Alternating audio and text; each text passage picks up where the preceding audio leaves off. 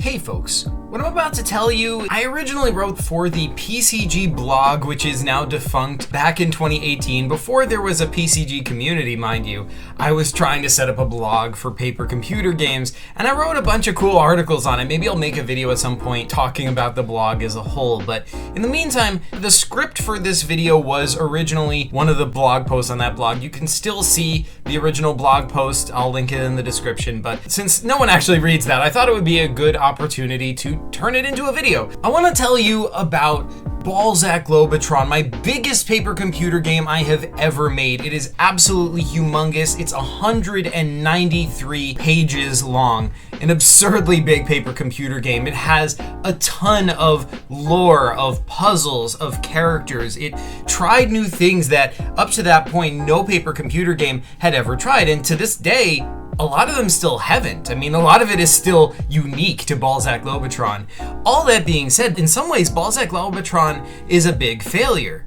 It's not exactly what I would have called a smashing success. But then, despite that, after you've confronted the failure part, it's still kind of more fun than you would have expected. Either way, whether you consider it a success or a failure, it was one heck of a journey. It took me 10 years of off and on working on it, playing it, before finally I was able to finish the game and finish playing it with Chris. It was a story, man, I tell ya. So I think it's a perfect good opportunity to tell you guys that story here. Along the way, I learned how to make a truly great paper computer game, only that game isn't Balzak Globotron. That said, don't dismiss it either. Balzak Globotron's got a lot of greatness to it. So, with all that being said, let's dive in and start from the beginning, shall we?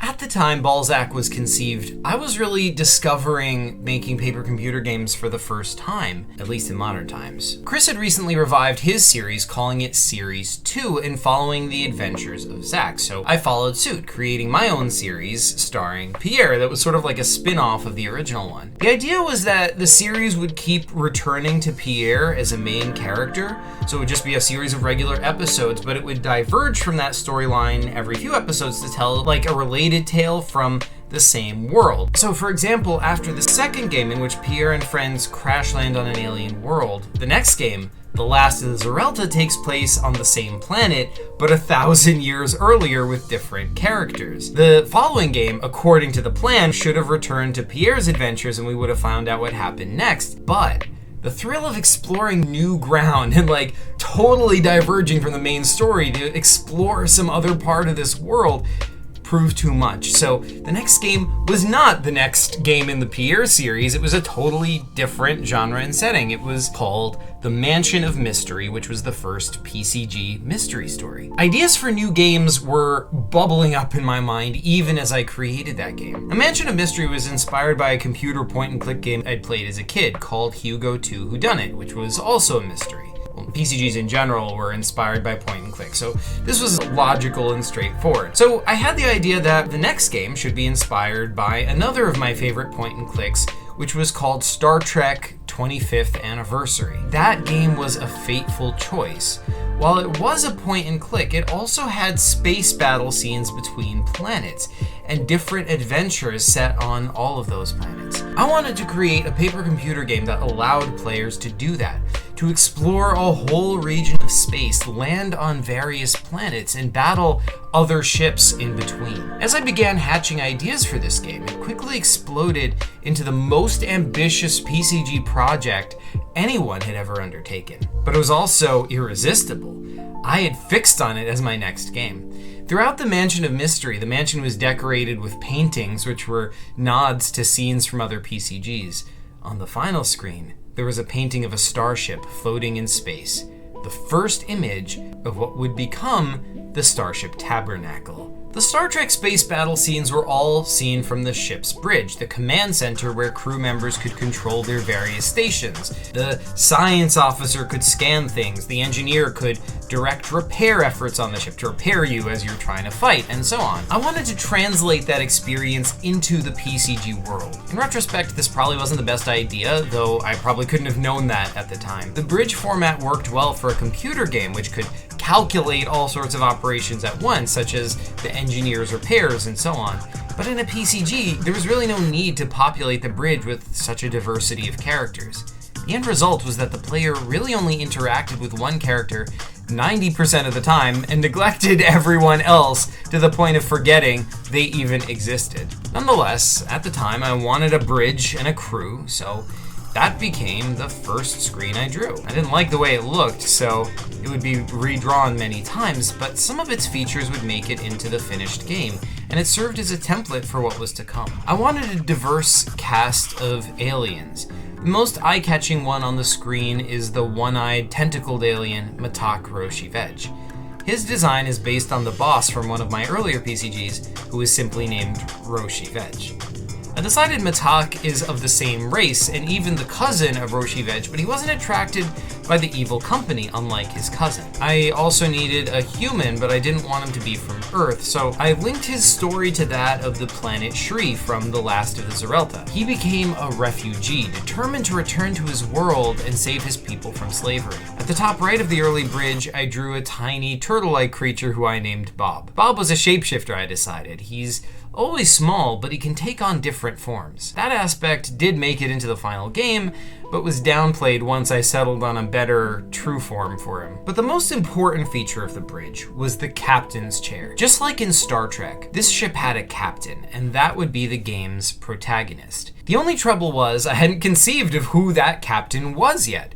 So in this early draft, there was only an empty captain's chair. I had quite a bit of trouble figuring out who the captain should be. Some days I tried to come up with an intricately designed alien, other days I thought it should just be a random human, since I figured it really doesn't matter who the captain is, the player can flesh out his personality. But that felt like a cop-out. The breakthrough came by chance. A friend of mine had moved to Israel. I sent her a letter and included a new drawing of my characters in it. The drawing focused on the developing crew of the yet-to-be-named starship from the yet-to-be-titled Space PCG. But there weren't enough characters to fill the letter, so I added some arbitrarily. Besides Matak, the drawing features 2 new versions of Bob, including one which would become his default form, a multi-armed man who would later be named Johnson and join the crew as the engineer, a strange two-faced ball with arms and wings who didn't make it into the final game, and a tin woman who also didn't make it into the game. But there was still an empty spot, and I wanted to create a boyfriend for the tin woman. I didn't want to create just a tin man because that's boring, but I wanted him to be somewhat like her, maybe some kind of robot, and then it hit me. In my drawings and PCGs at that time, I'd come across a theme. Metallic spheres connected by electric discharges, but used in unconventional ways. It started in one of my earlier PCGs, The Ancient Secret Under Shri, which was also set on the planet Shri. I drew a road on that world with the metallic spheres serving both as lampposts and as power lines. So power arcs from one sphere to another, creating light and also delivering the energy to the next sphere through the air. Even the power plants were giant metallic spheres. It was fun to draw, so I'd been doodling it everywhere since that PCG, and I liked how it was an easy way to mark a clear divergence from the path technology had taken on Earth. So it made total sense to make a character entirely out of these metal spheres connected by electricity. This character, named Jim as a placeholder, wasn't initially intended as the ship's captain, but seeing him there amidst the crew, the idea occurred to me. And as soon as it did, it became irresistible. The connection to the sphere technology from Shri suggested a story connection to Shri, which suggested a larger mystery. Who had built these spheres and why? How powerful were they? What allowed them to become a sentient being like this? The game's story then began to coalesce around that idea. This wasn't just a random captain exploring the unknown. It was a strange being trying to find out what he was and why he existed.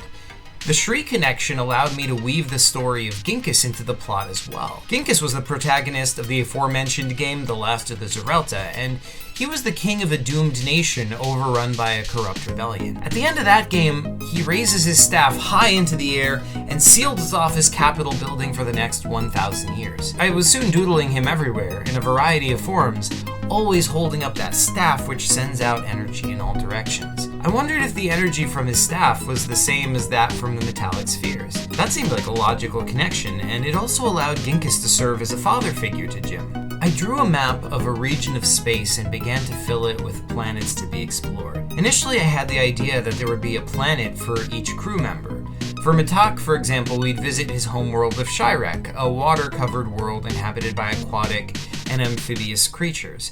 But I didn't follow through and make one for every single character, mainly because of limited space on the map. I also had to include Ginkus's planet of Shri for obvious reasons, and I wanted to include the world later named Zoniat from Kurt's then recent PCG Malfoy the Mailbox Bot. This world was dominated by robots, which fit in nicely to the new game's universe.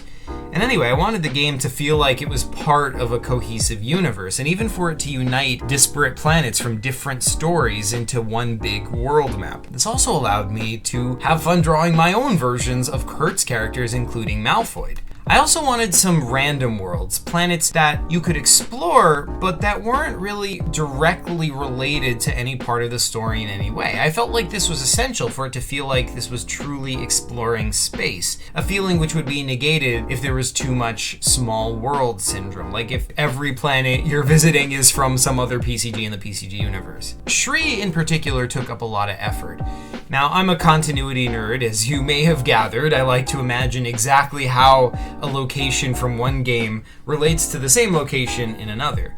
So for Shri, I went back to the Capitol building I'd drawn for Ginkus in The Last of the Zerelta, whose interior was pretty sparsely covered in that game, and designed the tower's interior with meticulous accuracy to the original drawings. Of course, that left me with a lot of space to flesh it out, and the tower became huge and mysterious. Since Ginkus had sealed it off for 1,000 years, I imagined this would be a time stasis field, so maybe the evil Crodan soldiers who'd been invading the building 1,000 years ago were still frozen in time within. That created an eerie feeling reminiscent of the Hyrule Castle scene from The Legend of Zelda: The Wind Waker. Then there was the ship. I love that design, but let me tell you, it's impossible to draw. No matter how many times you redraw it, the curve on one side of the ship doesn't match the other, or the proportions aren't right, or so on. In fact, I'm pretty sure I never got it right. I just came as close as I could and then said heck with it. The designs on the surface of the ship were inspired by the sci-fi art of Chris Foss, but those proved unnecessarily complex, and most of them, while making it into some art in the final game, were downplayed or ignored entirely in later drawings of the ship. The bridge was similarly difficult. Ironically, while the empty captain's chair had created the need for a captain, once the captain was present, the chair was no longer needed. Why would a construct of metallic spheres need to sit? Getting rid of the captain's chair also provided a neat opportunity for me to diverge from Star Trek. And Jim, standing on the bridge, looked much more dramatic anyway. However, the bridge's curved structure demanded many redraws. I did ultimately get it right. The game was taking shape, but I still had to flesh out the ship. It wasn't just a bridge after all. I gave it a system of hallways connecting the various sections of the ship, including the engine room, a transporter room, a shuttle bay, and a crew quarters. I even included a mysterious hatch which no one on the ship could open, a hint at the mysterious nature of the ship. What I didn't realize at the time was that none of this was necessary. In practice, the player never visited these rooms. To beam down, he could just say, "I'll beam down to that planet," and there was no point in making him walk through the corridors to do that. In a video game, you would have had to, but in a PCG, there was just no point at all. As for engineering, I didn't find an effective way to incorporate the engineer's repairs into the game mechanics. So I could have saved time and energy by just not drawing those rooms at all. In fact, beyond a few screens where they become important, most of the crew were superfluous too. They may have had good backstories, but none of that matters when there's no reason for the player to interact with them. Ensemble casts can work really well in PCGs, but the player's allies need to be integrated seamlessly into the gameplay. Kurt illustrated how to do this really well in his PCG Spaceballs. In that game, the player meets his mostly robotic allies one at a time, and each has some function. For example, Tutorialbot can hover, and thus he can reach high objects for you. Killbot can shoot things. Wooboob can... well, he doesn't really help much, but you have to interact with him on a regular basis in order to keep him alive. Either way, as you play the game, you are fully aware of each character's presence all the time, and you're constantly learning about them, talking to them, interacting with them. That helps you develop an emotional attachment to them. This was a problem with Balzak. Balzak did not do that well at all, and this was symptomatic of a larger problem with my approach to creating the game.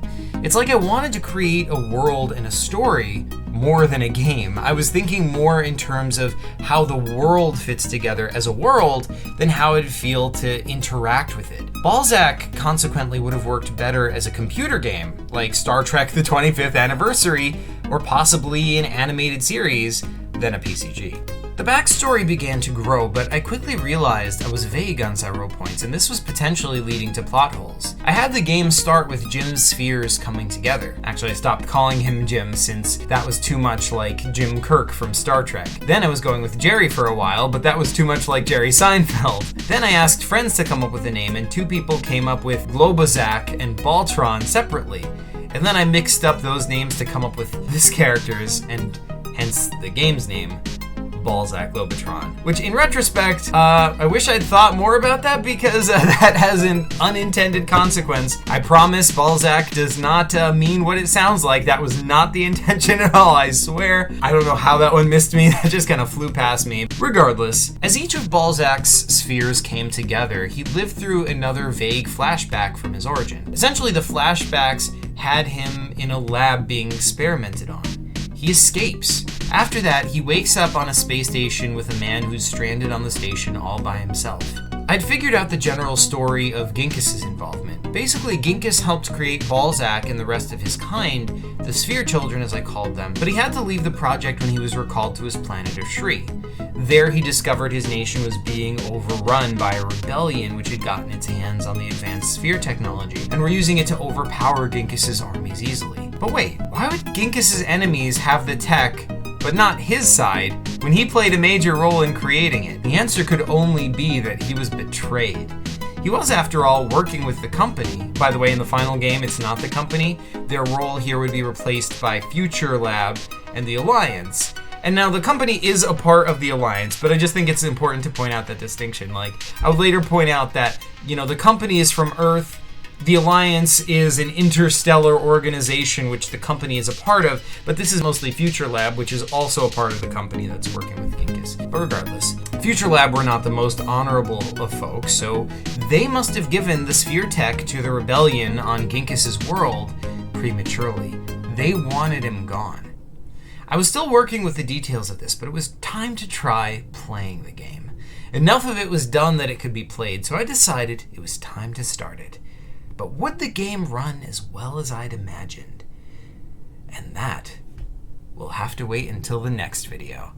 That's right, this is a 2-parter. I'm sorry, folks, but this video is getting kind of long as it is. So, yeah. If you want to see the next part, let me know down in the comments. If there's a lot of enthusiasm, I will make the next video, and we'll find out exactly what happened when Chris started playing the early stages of this game and how that shaped how I would continue creating the game, what changes I would make, what lore details I would think up. And some of the lore wasn't fully developed until basically the end of development of this game.